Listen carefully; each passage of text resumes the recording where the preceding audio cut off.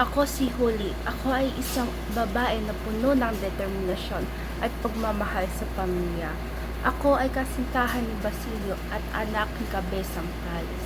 Minili ko ang pagiging matapat sa kabila ng mga hamon sa buhay. Sa bawat tanghalit gabi, ako'y nagpapakalma sa presensya ng lihim na ilaw ng kandila. Sa bawat siklabo ng hangin, ako'y nagpaparaya sa aking kaisipan. Ang aking mga pangarap ay tulad ng mga usok na humahalimuyak sa ere, na nagdadala ng pag-asa sa gitna ng dilim. Aking mga pangarap ay hindi lang para sa aking sarili. Ang mga ito ay hugis ng pagnanais sa magkaroon ng katarungan at kalayaan para sa aking bayan. Sa bawat sipol ng hangin, ako'y nagbabago, lumalakas at patuloy na lumalaban para sa mga hinaharap na panahon.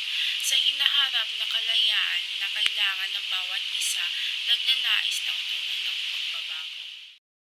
Bawat gabi ang pighati dumadalaw, ngunit hindi ako nagpapadala. Hindi ako magpapatalo sa dilim ng lungkot. Ang puso ko'y nag-aalab sa pagnanais na magkaroon ng katarungan at kalayaan.